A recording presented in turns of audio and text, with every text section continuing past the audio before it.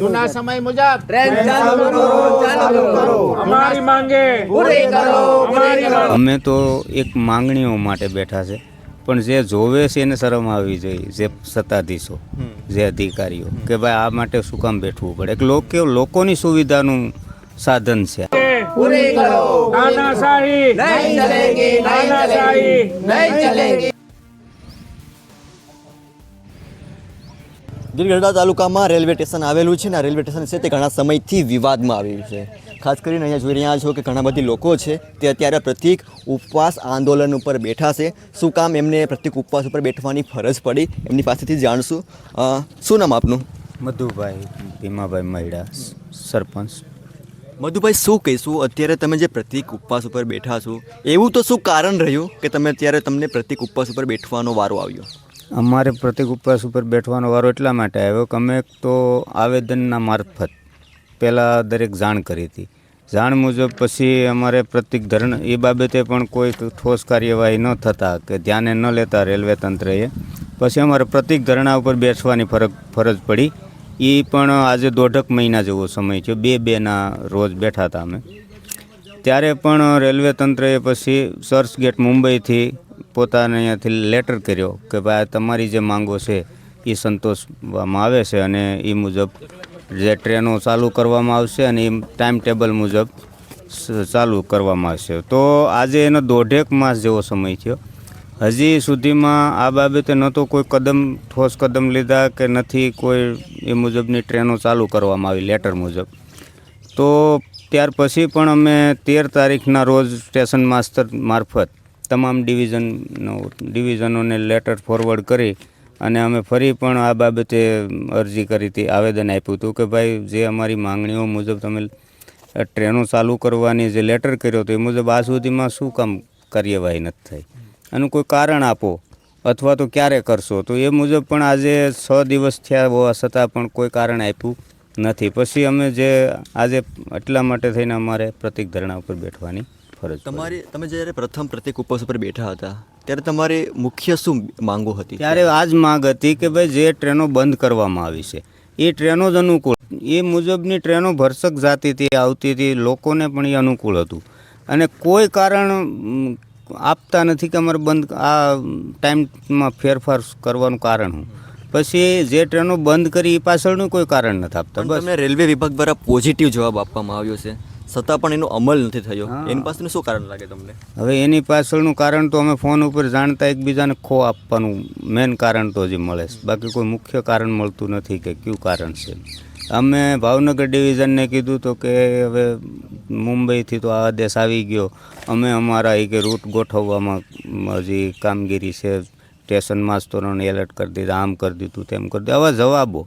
પછી બીજા સાહેબને આ બાબતે આપણને ફોન નંબર આપે કે આ સાહેબ આ સાથે વાત કરી લ્યો, એ ત્રીજા માથે ખો આપે. એટલે ટૂંકમાં કોઈ કારણ મળતું નથી, માત્ર ને માત્ર એકાબીજાને ખો આપવાનું. સ્થાનિક તંત્રને તમે જાણ કરી હશે, સ્થાનિક તંત્ર તરફ તમને શું અભિપ્રાય આપવામાં આવે છે? સ્થાનિક તંત્ર તો એ ઉપલા લેવલને માથે ઢોળે કે આ બાબતે અમારે ભાવનગર ડિવિઝનને કહેવું પડે. ભાવનગર ડિવિઝનના અધિકારીઓ કે ટૂંક સમયમાં થઈ જશે, ટૂંક સમયમાં. આજે 1.5 માસ થયો આ વાતને.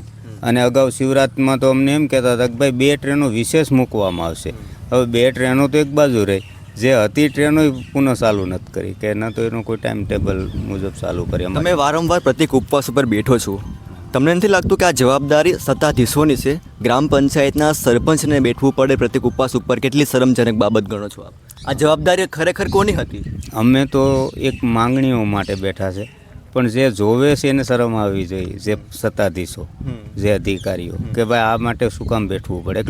લોકોની સુવિધાનું સાધન છે આ, ન તો કોઈ સરપંચનું છે કે ન તો કોઈ અન્યનું છે, પણ છતાં એક જનપ્રતિનિધિ હોવાના નાતે મારી એક ફરજનો ભાગ બને કે આ ટ્રેન લોકોની સુવિધા માટે ચાલુ થવી જોઈએ. અમે રેલવે સ્ટેશન છે તે ખૂબ જર્જરિત હાલતમાં છે, એનું નવીનીકરણ થાય તે માટે તમે પ્રયાસ કરેલો ક્યારે? એ અગાઉ પણ એ માટે અહીંથી કે ભાઈ સ્ટેશન છે તદ્દન નવું ન બને તો કાંઈ નહીં, પણ એના માટે રિનોવેશન, બાકડાઓ, પછી અહીંયા પાણીની કોઈ સુવિધા નથી, લાઇટ પણ નથી એક પણ. આ જગ્યાએ તમે એક માત્ર સૂર્યાસ્ત પછી આવો ને તો અહીંયા તો આવવું જ વખતનું છે. તો અહીંયા પણ એવી સ્ટ્રીટ લાઇટ જેવી અહીંયા થોડીક કોઈ પાણીની સુવિધા, બાકડાઓ, ટોયલેટ, અંદર કોઈ અદ્યતન સુવિધા પણ નથી. પ્લેટફોર્મ ઊંચું કરવું અને છે એ પણ કોઈ વસ્તુ અહીંયા કાંઈ કરતાં કાંઈ આપણે ખંડેર હાલતમાં આ સ્ટેશન હોય એવું લાગે. આ સ્ટેશન છે આજથી અમે નાના હતા 30-40 વર્ષ પહેલાં, ત્યારે અહીંયા તમામ પ્રકારની સુવિધા, અહીંયા મેળાવડો જામતો. અને આવું સ્ટેશનને જો અહીં જર્જરિત કરવામાં આવે અને આને સુવિધાથી વંચિત કરવામાં આવે તો ખરેખર ગીરગઢડા માટે અને આજુબાજુના ગામના લોકો માટે પણ આ એક સુવિધાનું સાધન છીનવાઈ જાય છે. ત્યારે એક જનપ્રતિનિધિ હોવાના નાતે મારી ફરજના ભાગરૂપે આ બેઠા છે. પ્રતિક ઉપવાસ ઉપર તમે બેઠા છો, તમને શું લાગે છે કે તંત્ર તમારી મુલાકાત લેશે અને તમે ક્યાં સુધી તમે અહીંયા પ્રતિક ઉપવાસ ઉપર બેઠવાના, તમારી માંગણી સ્વીકારવામાં નહીં આવે તો?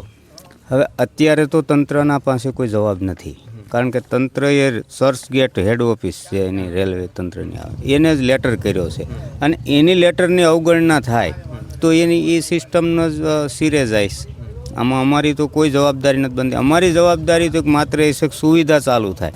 આ તો એનો વિષય છે ક્યારે ચાલુ કરવી. પણ મારો સવાલ એ છે કે તમે પ્રતિક ઉપવાસ ઉપર ક્યાં સુધી બેઠવાના છો? જે લક્ષ્ય લઈને બેઠા છે કે ભાઈ ટ્રેન ચાલુ થવી જોઈએ અને તે પૂરી થાય ત્યાં સુધી તો બેઠવાનું જ રહે. ફરજ કદાચ અઠવાડિયા સુધી નિર્ણય ન આવે હા તો પણ તૈયારી. હા એ વાત. પોલીસ તંત્ર પણ અત્યારે અહીંયા આવ્યું છે, શું કહેશો? પોલીસ તંત્રનો પણ સપોર્ટ છે, એમાં કોઈ ખોટું નથી કે સપોર્ટ તમને વિભાગનો રેલવે વિભાગે તો તમને મંજૂરી આપી છે? મંજૂરી આપી છે પણ કાગળ ઉપર આપી છે. હજી જે રસ્તા ઉપર જે પટરી ઉપર ટ્રેન દોડવી જોઈએ એ નથી. આ કાગળ ઉપર છે અને કાગળ ઉપરનું કામ છે. એનાથી કેમ સંતોષ માનો? અમે કાગળ ઉપર કાર્યવાહીની માંગણી નથી કરી. અમે અહીંયાથી ટ્રેન જૂના સમય મુજબ ચાલુ થવી જોઈએ અને જે બંધ કરવામાં આવી ટ્રેનો છે એ ફરી ચાલુ થવી જોઈએ, એ માંગણીઓ છે.